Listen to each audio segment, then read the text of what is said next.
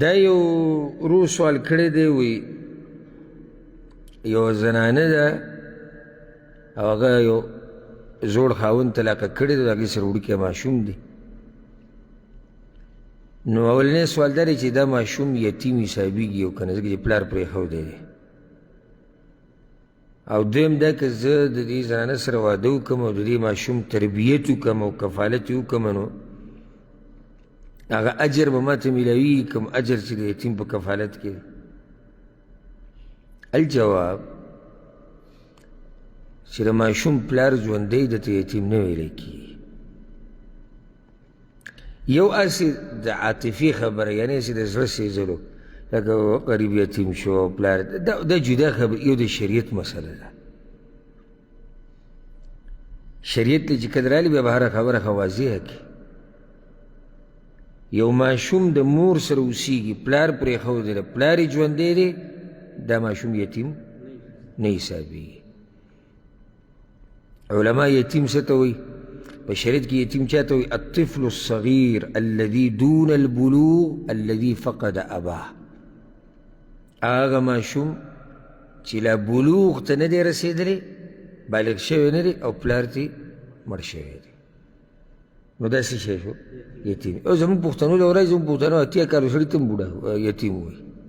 هغې غریب یتیم شو، هغه د 50 کالو یتیم شو، مور یې مړه شو یتیم شو. نو دوه غلطیانې، یو خو د مور په مرګ باندې ماشوم یتیم کېږي نه، نو دویم د 50 کالو بوډا اوس یتیم شو. دا لا پرېږده، بس پکې داسې وي چې ښځه یې مړه شي، وایي اوس یتیم شو.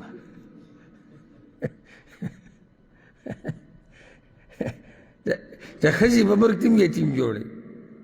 نو داسې یو د هسې هغه عاطفي خبرې دي، زړه سېزل دي او په یو سړي ترس کول دي، جدا خبره ده. او یو د شریعت مسله ده. شریعت کې یتیم هغه څوک دی، هغه ماشوم دی چې د بالغه کېدو نه مخکې پلار مړ شو، مور نه پلار. نو دې ورور ته موږ دا وایو چې د ماشوم ته خو یتیم نه شو ویلی. دویم، که ته د ده کفالت وکړې او تربیت یې وکړې، نو هغه اجر یې نه دی کوم چې د یتیم دی. دا واضح خبره ده چې حدیث کې خو یتیم ټکی راغلی.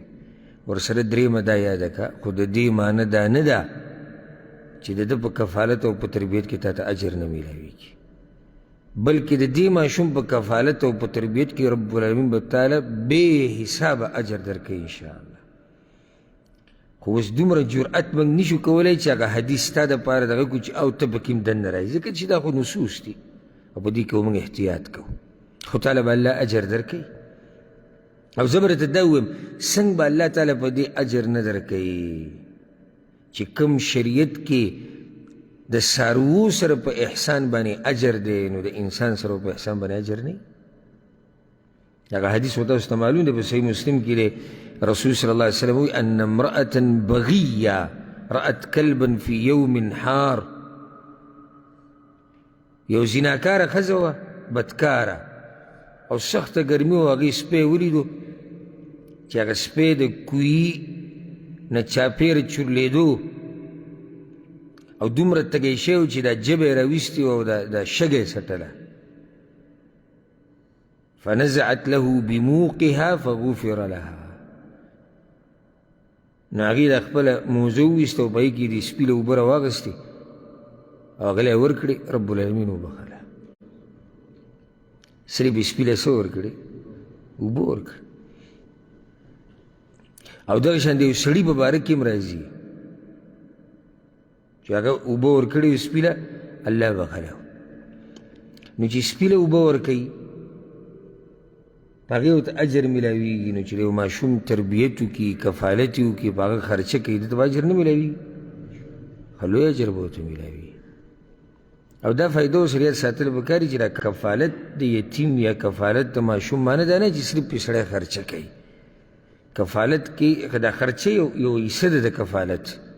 نور کفالت کې اهمه خبره هغه تربیت دی، چې ته د ماشوم تربیت وکړې، دته دین وښیې، دته سړیتوب وښیې، دته اخلاق وښیې او دی په دې طریقې سره لوی شي.